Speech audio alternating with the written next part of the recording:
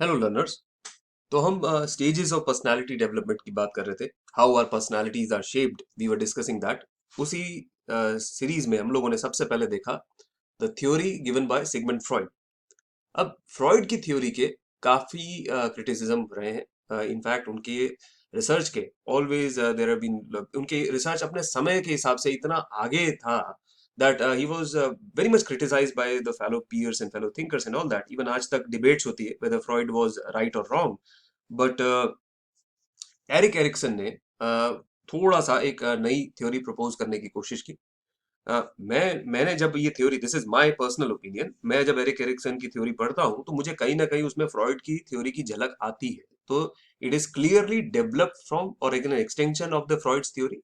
But Freud की theory का सबसे ज्यादा जो क्रिटिसिज्म था वो यही रहा है हमेशा कि Freud focus too much on pleasure और focus too much on physical attributes and gratification. इन सब चीजों के ऊपर फ्रॉइड ने बहुत ज्यादा फोकस किया था। तो इसको कहीं ना कहीं लोग चैलेंज करते थे। लाइक इंसान खाली अपनी प्लेजर और अपने शरीर के लिए थोड़ी ना काम करता है। तो यहाँ पे Eric Erikson give a new dimension to the development of personality. उन्होंने कुछ नई बातें सामने रखने की कोशिश की, कई नई बातें डिफाइन करने की कोशिश की जो हमारी पर्सनालिटी को शेप करती है। नाउ एरिक एरिक्सन ने ये कहा कि more attention should be given to social rather than the sexual adaptation of an individual. मतलब एक इंसान खाली खुद कैसे डेवलप हो रहा है और पर्सनली उसकी बॉडी, उसके पेरेंट्स और ये सब किस तरह से उसको अफेक्ट कर रहे हैं, उसकी जगह पे सोसाइटी का उसके ऊपर क्या असर आ रहा है, उसके आसपास के लोग, उसके रिलेटिव्स, उसके स्कूल कॉलेज के दोस्त, उसके टीचर्स, इन सब का असर क्या आ रहा है, तो वहां पे आ रहा है। तो देखिए वही ओरिजिनल बात कि पर्सनालिटी से हम पैदा होते हैं या पर्सनालिटी हम आसपास से लेते हैं। तो इधर एरिक्सन का कहीं ना कहीं रुझान उस तरफ था दैट आप पर्सनालिटी बाहर से सोसाइटी से लेते हैं। नाउ हर एक इंसान कुछ सोशल प्रॉब्लम्स के थ्रू जाता है। हम सबकी जिंदगी में there are always mini crisis कहीं ना कहीं होते रहते हैं। फॉर एग्जाम्पल, अगर किसी बच्चे का फेवरेट इरेजर गुम हो गया तो उसके हिसाब से तो उस दिन वो दुनिया का सबसे बड़ा क्राइसिस होता है उसके लिए। बच्चा तो घर सर पे उठा लेता है कि मेरी फेवरेट चीज कहाँ गई। या किसी बच्चे की कोई फेवरेट चॉकलेट उसका कोई दोस्त खा गया तो उसके लिए तो बड़ा ही एग्जिस्टेंशियल क्राइसिस हो जाता है। तो ये भले ही मैं मजाक में बोल रहा हूँ but there are so many problems जो हम पूरे दिन के दौरान हम एनकाउंटर करते हैं, अपनी लाइफ के दौरान एनकाउंटर करते हैं। और हर एक सोशल प्रॉब्लम हमको कहीं ना कहीं कोई चीज सिखा के जाती है। And when ever you encounter these problems, how और what impact they leave on you, they kind of shape your personality. And psychosocial crisis, जैसे कि मैंने बोला, इसको टर्म दिया है एरिक एरिक्सन ने, psychosocial crisis occurs with in each of the stages. बचपन से लेके बुढ़ापे तक हमारे को कुछ ना कुछ साइकोलॉजिकल सोशल क्राइसिस के भाई, माँ बाप कई बार अपने साथी रिलेटिव्स के किसी प्रेशर में आके कुछ उनको मेंटल साइकोलॉजिकल क्राइसिस आता है। बूढ़े लोग जो होते हैं, सीनियर सिटीजन जो होते हैं, उनको कई बार enough love and care attention अपने बच्चों से नहीं मिलता है, तो that is a psycho social crisis for them. तो ये हमारी जिंदगी में हमेशा रहता है। Now in order for a person to have a normal fulfilling personality, एक अच्छी पॉजिटिव आपकी पर्सनालिटी हो, उसके लिए बहुत जरूरी है कि हर एक क्राइसिस, हर एक स्टेज के ऊपर, 8 स्टेजेस डिफाइन किए एरिक्सन ने, हर एक स्टेज के ऊपर आपके ऊपर एक ऑप्टिमल ध्यान मिले। अगेन देखिए बात हो रही है ऑप्टिमली रिजॉल्व। बहुत ज्यादा प्यार या बहुत ज्यादा स्ट्रिक्टनेस, दोनों ही चीजें खराब है। इनको ऑप्टिमली रिजॉल्व किया जाए। एरिक्सन ने ये बात रखी थी दुनिया के सामने कि क्राइसिस जो होते हैं ये कोई कैटास्ट्रॉफी नहीं है कि भाई आपकी पूरी जिंदगी खत्म हो गई। मैं कई बार यंगस्टर से बात करता हूँ तो छोटी सी बात होती है, सर अब मैं क्या करूंगी, सर अब मैं क्या करूंगा, मेरी तो लाइफ तबाह हो गई। तो ऐसा नहीं होता है। तो crisis is not a catastrophe, it is simply a turning point.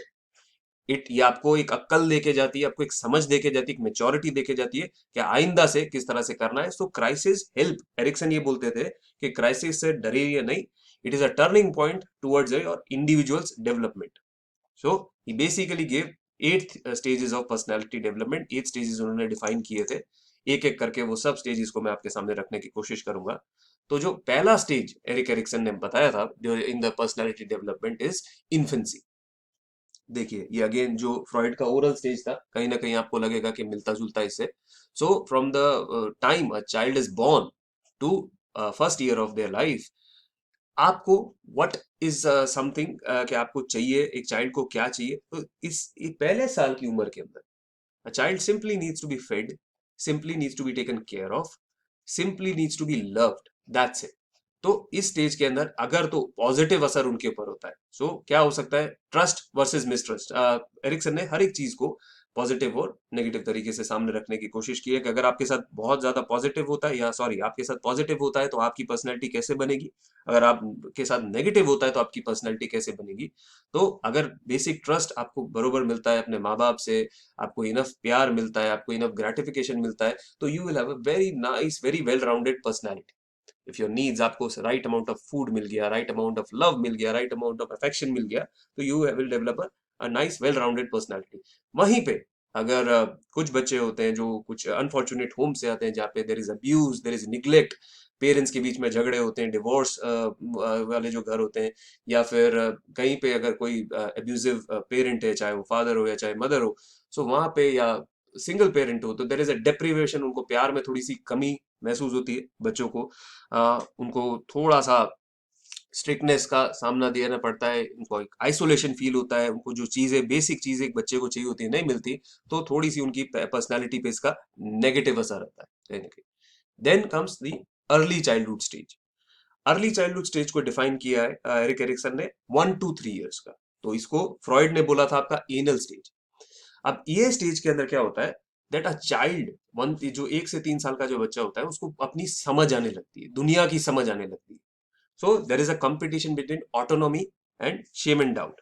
तो ऑटोनॉमी, अगर एक इंसान को एक right amount of autonomy parent देते हैं, उसको राइट अमाउंट ऑफ डिपेंडेंसी देते हैं, जैसे हमने बात की थी टॉयलेट ट्रेनिंग की, जब फ्रॉइड की थ्योरी हम पढ़ रहे थे, कि आप अगर बच्चे को थोड़ा सा सेल्फ सफिशिएंट बनाते हैं कि एटलीस्ट आप अपना सुसु पोटी खुद कीजिए, थोड़ा सा अपने आप को खाना खिलाने की कोशिश कीजिए, तो child views self as a person in his own right. उसको समझ में आता है कि मैं अपने आप में एक इंसान हूं, और मेरे को, मैं ठीक है, मेरे पेरेंट्स मेरा ध्यान रखते हैं, बट मेरे और मेरे पेरेंट्स के बीच में एक डिफरेंस है। I am not exactly my parents, I am still dependent on my parents, but I try to be who I am, और try to find out who I am. तो अगर उसको राइट अमाउंट ऑफ ऑटोनॉमी, अगर parents अपने बच्चों को right amount of autonomy देते हैं, तो this is something that is developed in them. वहीं पे अगर उनको शेम मिले, उनको डाउट मिले, अरे जैसे मैंने फ्रॉइड का एग्जांपल मैं आपको देता हूँ, कि जहाँ पे बोला था कि अगर मदर इज टू स्ट्रिक्ट और father is too strict in potty training, उसको मारे पीटे कि तूने सुसु क्यों कर दिया, तूने पॉटी क्यों कर दिया, खाना क्यों नहीं खा रहा है, बहुत ही हार्श हो जाए, in that case the child feels इनएडिक्वेट। उनको लगता है कि शायद मैं इतना अच्छा नहीं हूँ, या शायद मैं दूसरों से थोड़ी सी कम हूं, तो द चाइल्ड फील्स इनएडिक्वेट, थोड़ा सा सेल्फ डाउट आता है। बेसिक लर्निंग के अंदर, मतलब वॉकिंग लेट देखते हैं, टॉकिंग लेट देखते हैं, कई बच्चे आप लोग देखते हैं ये तो तुतलाते हैं, हकलाते हैं, and they try to hide their inadequacies, झूठ बोलना शुरू कई बच्चे इस साल में सीखते हैं। मुझे लोग अक्सर बोलते हैं कि बच्चे झूठ नहीं बोलते, तो मैं उनको हमेशा से बोलता हूँ, then I guess you are not a parent, because बच्चे बहुत अर्ली एज से झूठ बोलना सीखते हैं। हमको सिखाना होता है उन्हें कि क्या सही है क्या गलत है, as their parents we have got to enforce the right behaviour. This is not a parenting class, but just saying that. Now जो थर्ड स्टेज है, अब जो जिसको फ्रॉइड ने 4 to 6 years के अंदर डिफाइन किया था, एरिक्सन ने इस स्टेज को 2 स्टेजेस के अंदर ब्रेक किया है। फर्स्ट इज 4 to 5 years का, that is the play age, and the 6 to 11 years का, जिसको स्कूल एज के अंदर डिफाइन किया था। तो पहले देखते हैं third stage, which is 4 to 5 years। इस स्टेज के अंदर अगर आप चाइल्ड को आप राइट अमाउंट ऑफ इनिशिएटिव, अगर आप उसको एनकरेज करते हैं, उसको स्कूल में एक्टिविटीज में या स्पोर्ट्स में, कहीं पे भी जहाँ पे भी आपको लगता है, उसको आर्ट्स में, क्रिएटिविटी के अंदर अगर आप उसको इनिशिएट करवाते हैं, उसको आगे लीड करवाते हैं, तो child develops a lively imagination, and anticipate करेगा, लोगों के साथ घुलने मिलने की कोशिश करेगा। वहीं पे अगर आप बच्चे के अंदर एक नेगेटिव थॉट डालते, गिल्ट डालते कि तुझे तो कुछ आता ही नहीं है, ये शर्मा जी के बेटे को देख कैसे कर रहा है, या मिसेस मेहरा की बेटी को देख कैसे कर रही है, तो कहीं ना कहीं अगर आप उसमें गिल्ट डालते हैं तो बच्चा डाउट करने लगता है, इन्फेंटाइल जेलसी, अपने क्लासमेट से जेलस फील करने लग जाते हैं। अगर मम्मी डांटती है कि देखो तुम्हारे इतने नंबर आए, तुम्हारी कलीग के कितने, तुम्हारी क्लास की दूसरी लड़की के कितने नंबर आए, तो कहीं ना कहीं एक जेलसी आती है। अब एक दूसरे के अंदर इंटर कंपटीशन, राइवलरी, सस्पिशियस, और मैं आजकल की दुनिया में तो बहुत ही ज्यादा देख रहा हूँ कि देखा देखी इतनी बढ़ गई है, पेरेंट्स ही बच्चों को जेलस बना रहे हैं कहीं ना कहीं। सो इन सब चीजों के ऊपर ध्यान रखना बहुत जरूरी है। Then comes your school as.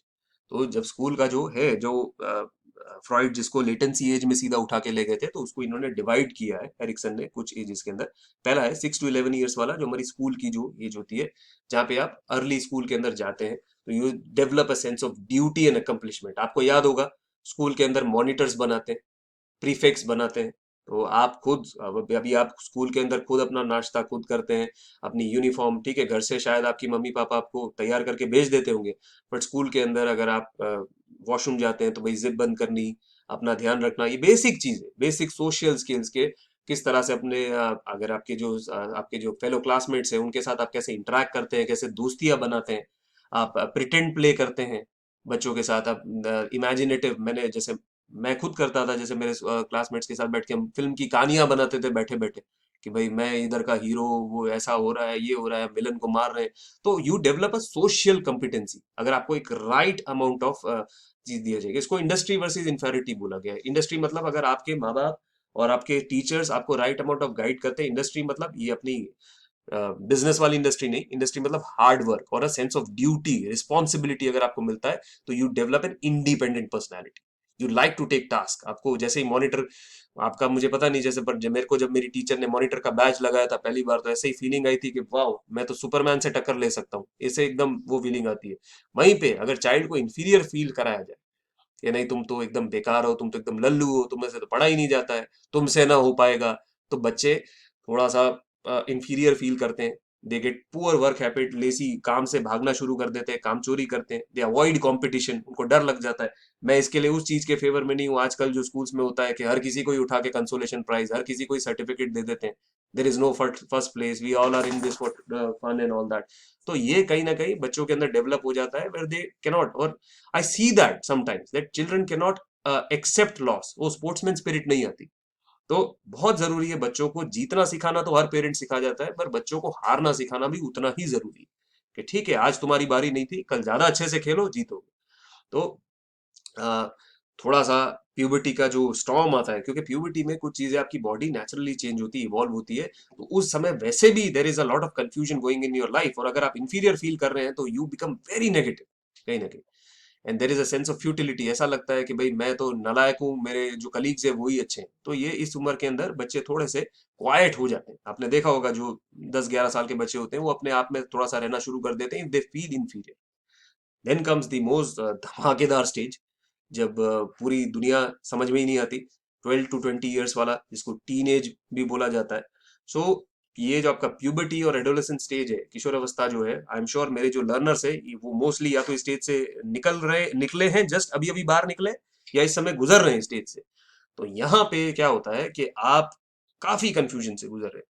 आपकी बॉडी चेंज हो रही है, आपकी स्किन चेंज हो रही है, आप अपनी सेक्सुअलिटी डिस्कवर करते हैं, आप अपोजिट सेक्स को डिस्कवर करते हैं, आपको किस चीज से खुशी मिलती है, किस चीज से आपको चिढ़ मचती है, वो डिस्कवर करते हैं। तो you try to form an ego identity. Ego मतलब खुद की ईगो, मतलब ये वाला ईगो नहीं होता कि मैं इसको बड़ा ईगो है जी। यहाँ पे क्या होता है, you try to have your own identity, आप अपने आप की एक शख्सियत बनाने की कोशिश करते हैं, अपने माँ बाप से अलग करते हैं। मैंने मोस्टली देखा है, ये कोई रिसर्च ने बैक नहीं किया, बट ये मेरा अपना ऑब्जर्वेशन है कि स्कूल के बच्चे जो होते हैं इस उम्र के होते हैं, देख लेना, हमेशा अपनी सिग्नेचर में सिर्फ अपना फर्स्ट नेम लिखते हैं, लास्ट नेम बाद में लाइफ में ऐड करते हैं। मैंने भी जैसे अपना बोर्ड का जो पर्चा भरा था उसके अंदर जो मैंने खाली अपना अनुज लिख के साइन किया था, because you try to have मेरी अपनी फैमिली से अलग आइडेंटिटी। तो you try to create your own path. So you are self certain, you experiment with lot of things, you try to get leadership, आप आगे even आपका sexual polarisation, कि भाई whether you like boys, whether you like girls, आपको किस तरह के partners पसंद है, आपको डोमिनेंट पार्टनर पसंद है, आपको डोसाइल पार्टनर पसंद है, वो सब इधर डिफाइन होती है। वहीं पे अगर इस स्टेज के अंदर गड़बड़ होती है, if you are not adequately satisfied during this stage, तो एक रोल कंफ्यूजन क्रिएट हो जाता है। आपको ये समझ में नहीं आता कि मैं जिंदगी में कर क्या रहा हूँ। यू बिकेम सेल्फ कॉन्शियस, आप अपनी लुक्स को लेके अब दूसरों से, आजकल जैसे देखा जाता है, अब दूसरे लोग आपको कितना लाइक कमेंट कर रहे हैं या दूसरे लोग आपकी तारीफ कर रहे हैं, आप उसके ऊपर ज्यादा डिपेंडेंट है। You are not confident whether you beautiful और नॉट, you are trying to seek gratification. थोड़ा सा कंफ्यूजन होता है। मैं बाइसेक्सुअल कंफ्यूजन से सहमत नहीं हूँ, I will not comment on this because I do not agree with this. There is authority confusion, आपको ये समझ में नहीं आता कि मेरे वैल्यूज क्या है। मेरे को जो बहुत बेसिक आपको एग्जांपल देता हूँ, जैसे आपको ऐसा लगता होगा कि बंक मारना गलत है, पर आपके कलीग्स बोलते हैं क्या यार चल ना यार, आपके साथी क्लासमेट बोलते हैं चल ना, जब देखो पढ़ाकू बच्चे की तरह पढ़ती रहती है। तो आपको लगता है कि ठीक है, लोगों को खुश करने के लिए पीयर प्रेशर में आके आप बंक मारते हैं। तो देयर इज अ कंफ्यूजन कि मेरी वैल्यूज क्या है और मेरे आसपास लोगों की वैल्यू क्या है। तो यहाँ पे इसीलिए बहुत ध्यान रखना पड़ता है, this is very crucial stage, कि जहां पे you inculcate that feeling of confidence in your child. Next stage जो है, that is young adulthood. Now this starts from 20 to 24 years। Again Erikson ने, जैसे फ्रॉइड ने बहुत ब्रॉडली एडोलेसेंस से लेके एडल्टहुड तक बस एक स्टेज बना दिया था। फ्रॉइड ने, सॉरी, एरिक्सन ने इनको भी 3 स्टेजेस में डिवाइड करने की कोशिश की है। पहला है 20 से 24 साल की जो हमारी उम्र रहती है, जब हम यंग एडल्टहुड पीरियड से गुजर रहे होते हैं। किशोर अवस्था भी इसको कई बार कहा जाता है। यहाँ पे if you get proper amount of intimacy, अगर आपको राइट अमाउंट ऑफ प्यार, right amount of acknowledgement, right amount of affection मिलता है, तो आप कहीं ना कहीं कमिट करना सीखते हैं। You try to understand how to take care of others, how to be responsible for your family, how to treat people with respect other, so you develop a very mutually well rounded personality towards others. वहीं पे अगर आप अकेला रखा जाए, आपको अगर समाज से अलग रखा जाए, आपको पीड़ित किया जाए, या फिर आपको इस तरह से रखा जाए कि nobody is taking interest in to you, और आपको आइसोलेट कर दिया जाए सबसे, बॉयकॉट कर दिया जाए सबसे, तो you develop a feeling of avoiding intimacy. You feel socially empty, आपको ऐसा लगता है कि दुनिया में कोई मेरा है ही नहीं, ये करके। And you try to, you to ना लाइक, आप ऐसे लोग जो इस स्टेज से अगर आइसोलेशन से निकलते हैं, तो उनको लोगों से घुलना मिलना बिल्कुल अच्छा ही नहीं लगता। उनको ये समझ में आता है that I have to maintain purely formal relationships, because खुद को खिलाना पिलाना तो पड़ेगा, काम तो करना पड़ेगा। So they are more into an employer employ relationship, काम से काम रखने वाली रिलेशनशिप रखते हैं। But they try to isolate themselves कि भाई किसी के साथ हमारे को किसी के सुख दुख में जाने की जरूरत नहीं है। हमको किसी से कोई, मैंने ऐसे लोगों को अक्सर बोलते सुना है कि I am not here to make friends, I am simply here to work, do my job and get out of here. तो ये चीज कहीं ना कहीं आ जाती है, they insulate themselves against any type of real involvement. किसी के सुख दुख में साथ निभाना, कोई अगर कंपनी में कोई फंक्शन हो रहा है तो उसमें पार्टिसिपेट करना, टीम के साथ काम करना, ये सब चीजें वो अवॉइड करते हैं। And they try to alienate themselves from others. Next जो स्टेज है, that is the middle adulthood. 25 साल से लेके 65 साल का जो स्टेज है, सबसे बड़ा स्टेज है जो आप देख सकते हैं। तो इस स्टेज के अंदर 25 to 65 ईयर्स में क्या होता है कि there is a competition between generativity. अब ये जनरेटिविटी आपके लिए एक नया वर्ड होगा, ये देख लीजिए, इवन मेरा माइक्रोसॉफ्ट पावर पॉइंट को भी ये वर्ड समझ में नहीं आ रहा है। सो generativity is, it is something which is beyond creativity. I'll talk about this in a minute. So या तो आप जनरेटिविटी की तरफ जाते हैं या स्टैग्नेशन की तरफ जाते हैं। तो जनरेटिविटी क्या बोलता है, it is not just creativity, it is productivity and creativity. मतलब आप ना सिर्फ एक क्रिएटिव इमेजिनेशन यूज कर रहे हैं, बट उसको यूज करके समाज के लिए, दुनिया के लिए कुछ अच्छा कर रहे हैं। You are doing something, you are giving something out to the world, so that is generativity, you are generating value towards the world. वहीं पे अगर आप स्टैग्नेशन पे आ जाते हैं, रुक जाते हैं, तो you are not contributing anything to this life, बस जी के चले गए, kind of like that feeling.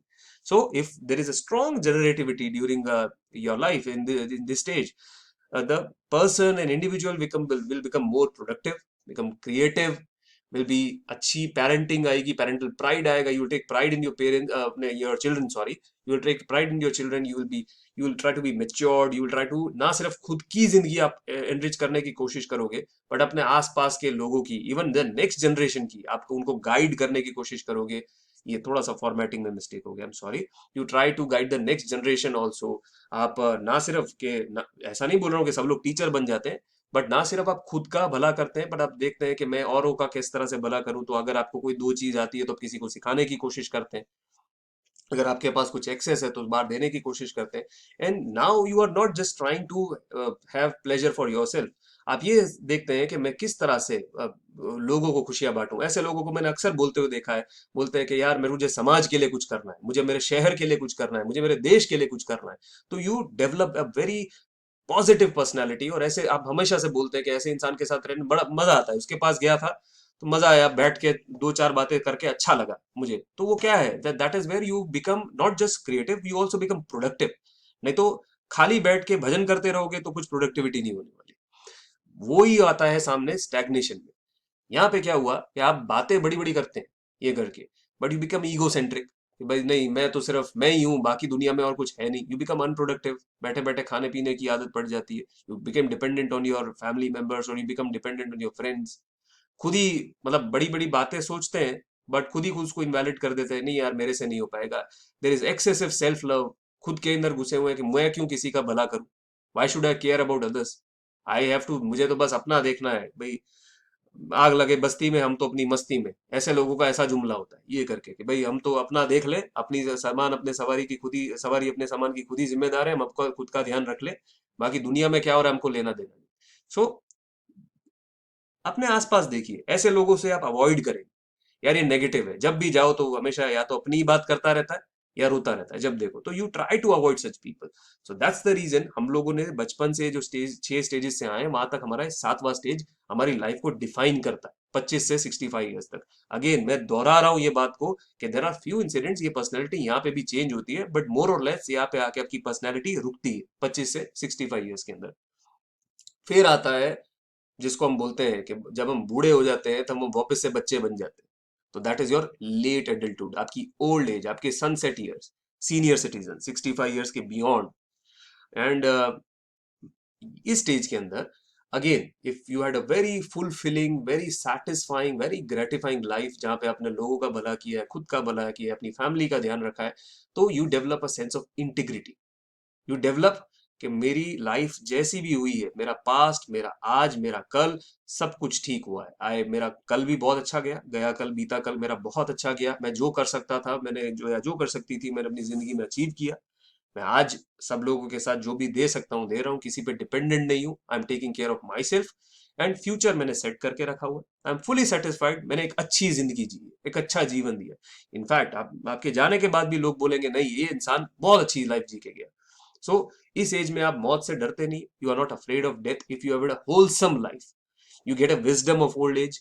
अब आप लोगों को अपनी शेखी बगाड़ने की जगह लोगों को कहीं ना कहीं अपनी विजडम देते हैं, मेच्योरिटी देते हैं। इसीलिए खासकर हमारे इंडियन कल्चर में, भारतीय कल्चर के अंदर हमेशा वडीलों को, हमसे जो बड़े हैं उम्र को, उनको हमेशा से दर्जा दिया गया है कि नहीं, आपके पास टेक्नोलॉजी हो कि नहीं हो, आपके पास बुकिश नॉलेज हो कि नहीं हो, wisdom, wisdom is not knowledge, wisdom is something beyond that. आपके पास जो मेच्योरिटी है, जो विजडम है, वो हमारे लिए बहुत इंपॉर्टेंट है। एंड इसीलिए हम उनका मार्गदर्शन हमेशा मांगते हैं। वहीं पे अगर आपके पहले 7 स्टेजेस अगर आपने वेस्ट कर दी अपनी लाइफ को, अपने कहीं ना कहीं अपना जीवन बस अपने आप में ही बिता दिया है, तो you get a feeling of despair. Despair क्या होता है? होप का opposite word. Hope, if you are feeling hopeful तो उसका जो ऑपोजिट वर्ड होता है डिस्पेयर, निराशावाद, दैट इज डिस्पेयर। आप ये देखते हो यार मेरी जिंदगी में मैंने कुछ किया ही नहीं, time, there is too much time, मेरी लाइफ का कोई मीनिंग ही नहीं है, क्या किया मैंने, अपने सारे रिश्ते वेस्ट कर दिए, मेरे कोई फ्रेंड्स नहीं है, मेरे कोई परिवार वाला मेरे साथ नहीं है, मेरे अपने बच्चे मेरे पास साथ नहीं है। तो you get a feeling of despair. आप चाहते हैं कि यार जिंदगी दोबारा जीने का टाइम करे, तो आप देखेंगे कुछ लोग होते हैं 65 70 ईयर्स की एज के अंदर भी हाथ पैर मार रहे होते हैं इधर उधर कुछ ना कुछ करने का। You try to have more advantage, मैं कैसे खा खसोट लूं वो करने की कोशिश करते हैं। You develop a fear towards death, आपको मौत से डर लगने लग जाता है बिकॉज आपको लगता है मैंने कुछ किया ही नहीं। ऑफन ऐसे लोग देखते हैं, दे आर सीनाइल, उनको कुछ कई बातें समझ ही नहीं आती।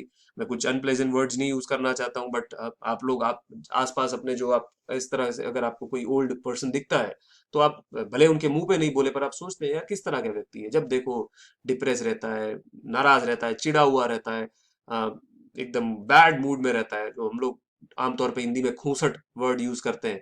तो आप you feel like that they are usually spiteful. बच्चों की भी बॉल, बच्चों ने क्रिकेट खेल रहे तो उनकी बॉल निकल के अपने पास रख ली, नहीं देना है, मैं तो अपने पाड़े की बातें बता रहा हूँ, मोहल्ले की बातें बता रहा हूँ भाई। ऐसे जो होते थे, पता नहीं क्या उनको लाइफ में प्रॉब्लम होती थी, हम भी सोचते थे क्या यार बच्चों को तो खेलने दो, दे आर पैरानॉइड, डरते रहते हैं, उल्टी सीधी चीजों में लग जाते हैं।